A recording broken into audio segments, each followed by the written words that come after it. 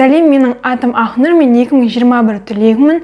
Бүгінгі видеода Наурыз ұбыты қалай өткені туралы айтамын. Және де сезімдер қалай болды, соны барлығын айтып, қанша балл алғаныммен бөлісемін. Мен 27 наурыз күні ұбыты тапсырдым. Негізі өзім 9 сәуірге белгілегенмін, бірақтан сыныптастармен бірге барайық деп.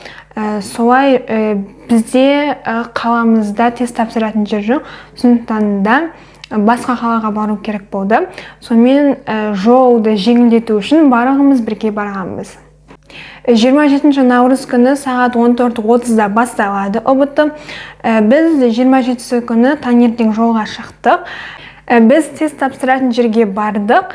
Мен ойлағанмын, 1 сағат бұрын ерте кіргізеді деп. Алдында солай болды біздің қаңтар ұбытында. Сөйтті, бірақтан олай болмады. 1 минутта барлығымыз кіріп кеттік, өте тез кіріп кеттік. Және де бұл өте ыңғайлы. Және де кабинетке кіргеннен кейін бірден бастап кеттік. Бұрын кабинетке кіргеннің өзінде басқалардың жиналғанын күтіп ұзақ отыратынбыз. Бұл жолы барлығы тез болды, сондықтан да электронный ұбытының бір тиімді жағы осы да деп ойлаймын. Сонымен мен тестті бастадым. Маған қалай беріледі, солайынан бастаймын. Яғни ең бірінші тарих тұрды, тарихтан бастадым. Тарихтан негізі бұрын келіп жүрген сұрақтардың барлығы келді. Тек қана маған мәтін сұрақ мені ойландырып тастады. Дәл мұндай мәтін сұрақ келмеген, бірақтан ішіндегі кейбір сөздеріне қарап оны тауып алуға болады. Негізі дұрыс жауабын мен бір жауапты белгіледім да, сосын қайтып оралам дедім. Қайтып оралдым, бірақ сол кезде де тағы да өзіме сенімсіз болдым да, тағы қайтып оралам дедім. Солайынан бір сұрағым қате болып кетті. Сосын тағы бір сұрақтан білмеймін неге қате жібергенімді. Сөйтіп 2 сұрақтан қате жіберіп 13 балл алдым. Мен қандай сұрақтар келгенін барлығын есіме түсіріп жинақтап қойдым. Осы видеоның жазбасында сілтемесі болады. Сол сілтемеге өтіп, барлық сұрақтарды қарай аласыңдар. Келесі пән оқу сауаттылығы. Оқу сауаттылығында мен 19 алдым. Барлығы 20 алу қажет. Негізі мәтіндері маған бұрын кездеспеген мәтіндер. Бірақтан қатты қиын болды деп айта алмаймын. Өте оңай мәтіндер, ішінен жауаптарын бірден тауып алуға болады. Оқу сауаттылығын көп уайымдаудың қажет жоқ деп ойлаймын. Енді әркімге әртүрлі, мүмкін саған оқу сауаттылығы қиын шығар. Келесі пән математикалық сауаттылық. 15 балдың 15-ін алдым. Негізі бұдан да төмен алып қалу мүмкін еді, себебі мен бір есептен қате жіберіп қойыппын. Қайтып тексерген кезде мен ол қатемді тауып алдым, сөйтіп түзеттім. Ол болмаған кезде мүмкін бұдан аз балл жинап қалушы едім. Сондықтан да барлық пәндерді болдым дегеннен кейін тағы да бір тексеріп шығыңдар, өткенде 4 сағат молынан жетеді. Барлығын бір қарап шығуды ұмытпаңдар. Математикалық сауаттылықтан бұрын келген есептер келді, дәл солай айнытпай келген бірнеше есеп келді. Сондықтан да бұрын келген нұсқаларды қарап, дәл сондай есептер келсе шығара алатындай болу қажет. Менің таңдау пәндер математика және физика. Бірінші математиканы орындадым. 45 балдың 43-ін алып шықтым. Мен танитын бұрын келген, дәл солай қайталанып келген сол 5-6 есеп келді. Және де тағы айтамын, барлық сұрақтарды жинақтадым, сілтемеге өтіп қарасаңдар болады. Және де мен қай сұрақтарым дұрыс, қай сұрақтарым дұрыс емескен қарап алдым. Сен тестті аяқтағаннан кейін саған қайсы дұрыс, қайсы дұрыс емескенін көрсетеді, бірақ сен ол қай сұрақ екенін ұмытып қаласың ғой. Сондықтан да мен апелляцияға беру дегенді бастым да. Тек қана өзімнің қателескен сұрақтарымды қарап алдым да, бермедім. Өтінішті жою деген секілді жазу болды, сонда бастым да шығып кеттім, себебі тест-центрден қате кетпейтінін білемін. Және де мынандай сұрақ болады, қай пәннен болмасын сұрайды, қай тақырып көбірек келді деп. Маған мысалы барлық тақырыптары бірдей келді. Мына тақырып көп келді деп айта алмаймын, барлығын қамтыды. Сондықтан да барлығына толықтай дайындалғаның дұрыс.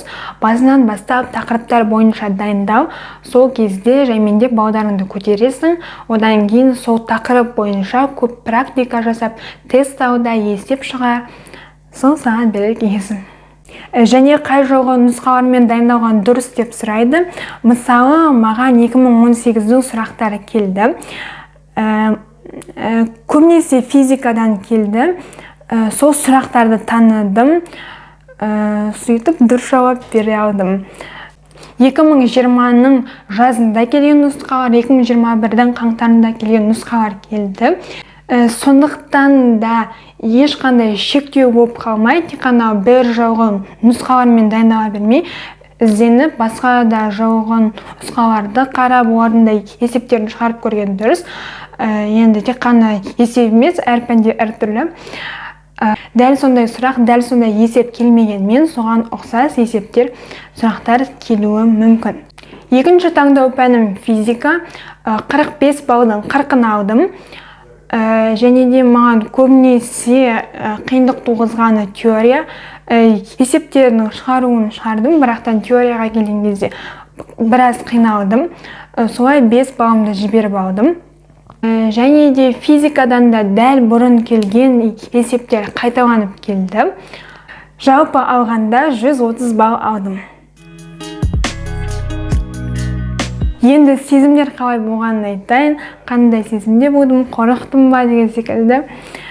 Біріншіден мен кабинетке кіргеннен кейін өз-өзіммен дірілдей бастадым. Бір 10 минут бойы дірілдеп, өзімді ұстай алмай отырдым. Кейін өз-өзімді қолға алдым да,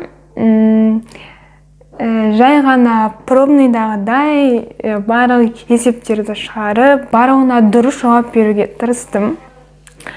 Одан кейін 1,5 сағат қалған кезде мен барлығын орындап болдым, бірақтан кейбір сұрақтар қалып қойды, соларға қайтып оралам дедім. Басынан бастап тексеріп шықтым. Сөйтіп, мысалы, жаңағы математикалық сауаттылықтан өз қатемді тауып алдым деген секілді, барлығын басынан бастап бір қайталап шығарып шықтым. Содан кейін тағы да бір жарты сағатым қалды. Сол жарты сағаттың ішінде тағы бір қарап шықтым да. Одан кейін соңына келген кезде дірілдеп жатырмын тағы да. Сөйтіп, қатты қорқып отырдым, бағым қанша болады екен деп. 15 минут қалған кезде аяқтадым. Не үшін соңына дейін отырмағанымды білмеймін. Негізі 15 минут өте салуға болатын еді, соңына дейін білмеймін. Сондай бір басымды ауырып кетті деуге болады, себебі 4 сағат өте ұзақ уақыт, одан кейін компьютердің алдында. Негізі толықтай ұбт-ның өзі болып жатқан кезде ондай қатты қорқыныш болған жоқ, тек қана басында және соңында қорқыныш болды. Ең басында қалай болады екен деген қорқыныш болды. Одан кейін соңында балымды көргім келді. Аяқтау дегенді бастым, сөйтіп балымды көрдім. Негізі ондай қатты таңғалған жоқпын балыма, себебі бұдан да шамалы көбірек балл алам ба деген ойым болды. Енді электронный ұбт-да қандай өзгерістер болды, қалай болды, соны айтып кетейін. Ең тиімді жағы ол барлығы тез болады, кіргізу де бастау да өте тез болды. Сол жер маған қатты ұнады. Одан кейін ең бастысы әділ, және де тек білімі бар адам оны алып шыға алатыны белгілі болды. Себебі барлығы әділ өтеді, спорт, телефон дегендерді бұл жерде пайдалана алмайсың. Аудиторияда бір кезекші болды, тәртіпке қатал кісі екен. Сонымен барлығы әділ өтіп шықты. Калькулятор, химиялық кестелер компьютердің ішінде болады, сондықтан да ол жайлы уайымдамаған жөн, және де алып барудың да қажеті жоқ. Тек қана қолыңда ручка болса болды. Қанша уақыттың қалғаны көрініп тұрады, сондықтан да сағаттың да қажеті болмайды. Және де су ішкің келсе, сол кабинетте су болады, өзіңмен бірге алып кіре алмайсың. Балымды көрген кезде қандай сезімдер болды? Балымды көрген кезде қатты қуанбадым, бірақтан бұрынғы балдарымнан түсіп қалмағаныма қуандым деп айтуға да болады. Дәл осы кезде сендер көп сұраған бұрынғы пробныйлардан қаңтар ұбт-дан қанша алдың деген сұрақ. 10-шы сыныпта ең төмен алған балым 95 болды. Одан кейін 100, 102, 108, 118 деген балдар алып жүрдім. Қаңтар ұбт-да 125 бал алдым.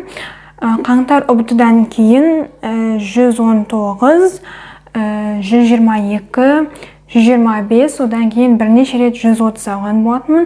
Осымен болды, барлығын айттым деген ойдамын. Егер сұрақтарың болса, комментарийға жазсаңдар болады. Мен барлығына жауап беруге тырысамын.